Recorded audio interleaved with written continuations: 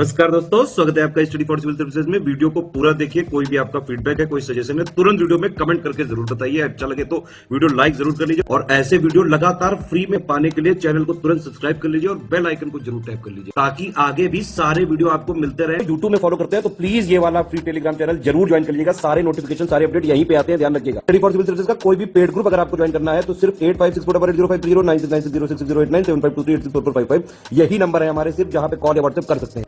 Instagram पे हमारा page जरूर फॉलो कर लीजिएगा, study for civil dot services है। ट्विटर पे हमको जरूर फॉलो कर लीजिएगा, @स्टडी फॉर सिविल्स है। नमस्कार दोस्तों। तो अभी हाल ही में एक न्यूज़ निकल के आ रही थी कि नॉर्थ कोरिया ने हाइपरसोनिक मिसाइल टेस्ट किया है और बहुत ही जल्दी ये डेवलप कर लेंगे हाइपरसोनिक मिसाइल को। क्रूज़ मिसाइल होता है ये एक ऐसी कंट्री है, देखिए मैं आपको इनफैक्ट अपने मन की बात बताऊं तो नॉर्थ कोरिया एक ऐसी कंट्री है जिसके पास खाने के लिए देश में उसके अनाज नहीं है, लेकिन ये अपनी जीडीपी का, इकोनॉमी का बहुत ही बड़ा चंक केवल न्यूक्लियर मिसाइल और न्यूक्लियर आर्सनल डेवलप करने में लगा देते हैं। इस वीडियो में हम बात करेंगे क्यों इस कंट्री को बहुत ही रिस्पॉन्सिबल कंट्री माना जाता है in terms of missile development और न्यूक्लियर टेक्नोलॉजी डेवलपमेंट। फिर उसके बाद ये वर्ल्ड लेवल पे ना ही केवल इंडिया, एशिया, बल्कि पूरे वर्ल्ड के लिए किस तरीके से खतरा है। और इसके पास अगर न्यूक्लियर टेक्नोलॉजी आती है या हाइपरसोनिक टेक्नोलॉजी आई तो उसमें किन कंट्रीज़ का हाथ था, क्योंकि नॉर्थ कोरिया इतनी डेवलप्ड कंट्री है नहीं। चारों तरफ से सैंक्शंस के मार पड़े हुए हैं। यूएस का सैंक्शन है, यूएन का सैंक्शन है, यूरोपियन यूनियन का सैंक्शन है। इनकी इकोनॉमी गर्त में जा रही है, उसके बाद भी किस तरीके से इनको ये टेक्नोलॉजी मिल जाती है। दूसरी चीज़, हम कुछ स्टैटिक पोर्शन भी देखेंगे इस वीडियो में, जिसमें मैं अलग अलग तरह की मिसाइल्स के बारे में आपको बताऊँगा। आइए शुरू करते हैं इस वीडियो को। तो देखिए, सबसे पहले न्यूज़ का कटआउट मैं आपको दिखाऊँ, जो कि हमेशा करता हूँ मैं। North Korea says it taste fired the hypersonic missile on Wednesday, state media reports. तो मतलब इन्होंने टेस्ट किया है हाइपरसोनिक मिसाइल। ये है ऑफिशियल फ़ोटो जो उन्होंने रिलीज़ करी थी अपने मिसाइल की। अब देखिए, सबसे पहले मैं आपको बता दूं हाइपरसोनिक मिसाइल होती क्या है। हाइपरसोनिक मिसाइल उनको बोलते हैं जिनकी स्पीड 5 मैक तो कम से कम होती है और वो मैक्सिमम 20 मैक तक जा सकती हैं। मैक क्या होता है?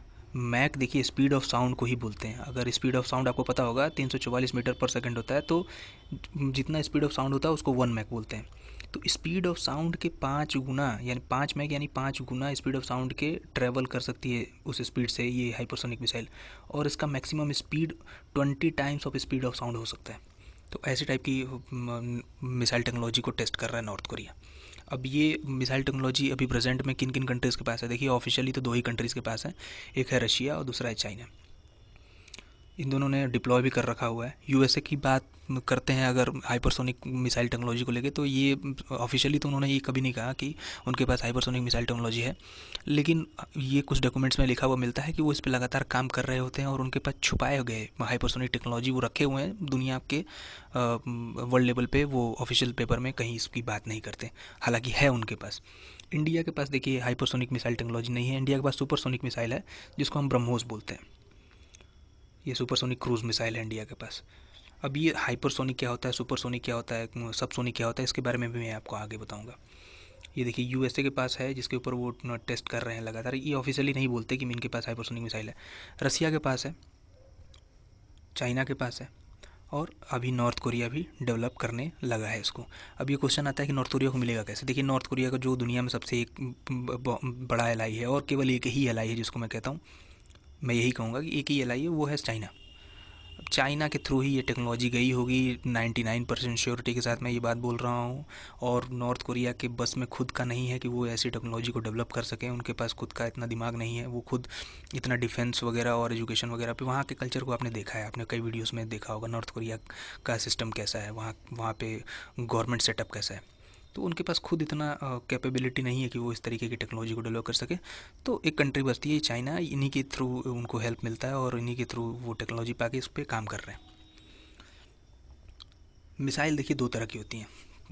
अगर ब्रॉडली मैं बताऊँ, वैसे तो मिसाइल की बहुत सी प्रजातियाँ होती हैं, बहुत से टाइप होते हैं, लेकिन 2 तरीके से हम उनको देखते हैं। एक तो होता है क्रूज़ मिसाइल और एक होता है बैलिस्टिक मिसाइल।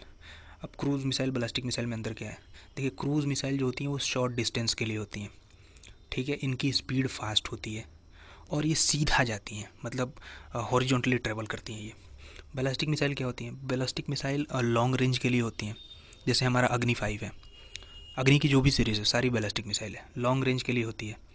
फिर ये थोड़ी सी स्पीड इनकी क्रूज़ मिसाइल की अपेक्षा धीमी होती है और ये आर्क डेवलप करती है। ये पैराबोलिक शेप में जाती हैं, मतलब अगर आप यहाँ से एक जगह से छोड़े तो वो दूसरी जगह जाकर लैंड करेंगी, पैराबोलिक शेप क्रिएट करती हैं, ऐसे होती हैं ये हैं बैलिस्टिक मिसाइल। क्रूज़ मिसाइल ऐसे सीधे जाएगी, बैलिस्टिक मिसाइल यूँ जाती है। एक दूसरा टाइप होता है जिसमें मिसाइल को कैटेगराइज करते हैं, उसमें होता है जो मैं बात कर रहा था अभी, सुपरसोनिक, सबसोनिक और हाइपरसोनिक।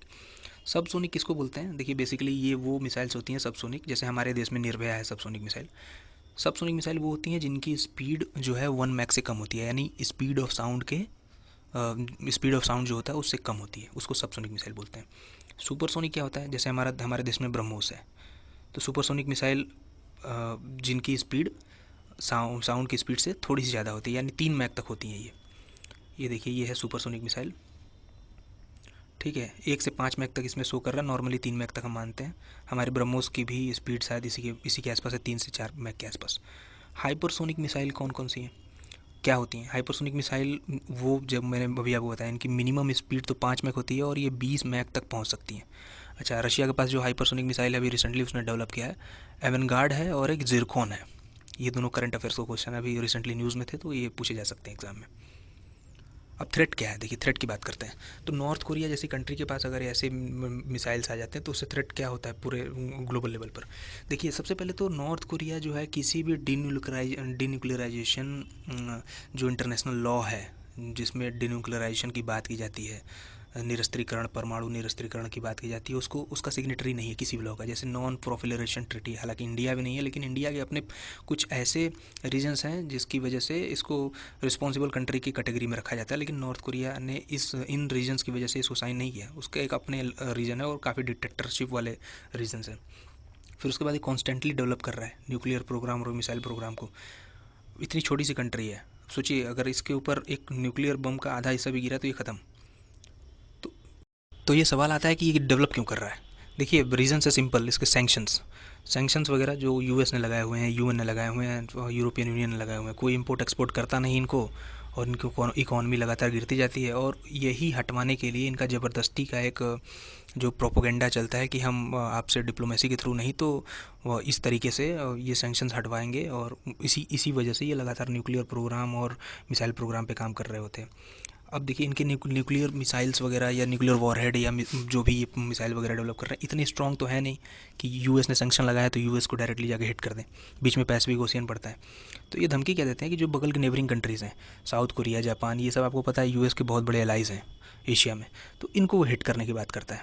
और जब भी ऐसी न्यूज़ आती है, आपने देखा होगा कि नॉर्थ कोरिया ने कोई मिसाइल टेस्ट किया, किसी न्यूक्लियर टेक्नोलॉजी को टेस्ट किया, तो इन कंट्रीज़ के कान खड़े हो जाते हैं और लगातार स्टेटमेंट्स आने लगती हैं इन कंट्रीज से।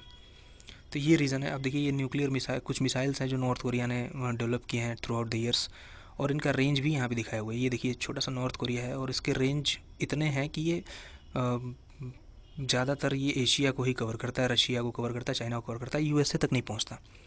तो ये थ्रेट देते हैं केवल यही साउथ कोरिया और जापान को।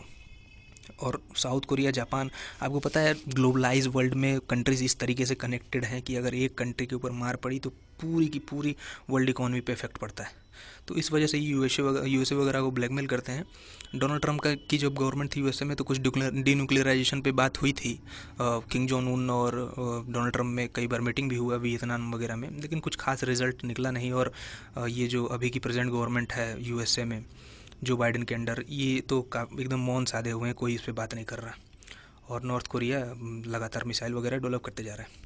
तो ठीक है, फर्दर डेवलपमेंट जो भी होती है उसको लेके मैं ज़रूर वीडियो बनाऊंगा। अगर कोई ऐसी टेक्नोलॉजी वगैरह फिर से ये टेस्ट करते हैं या इसी में कुछ एडवांस वर्जन को टेस्ट करते हैं तो, या कोई और भी ऐसी न्यूज़ आती है जो एग्ज़ाम के पर्सपेक्टिव से हमारे लिए बहुत इंपॉर्टेंट होगी, तब तक के लिए आप देख रहे थे स्टडी फॉर सिविल सर्विसेज। मेरा नाम है Nitesh Singh. I am signing off. Thank you.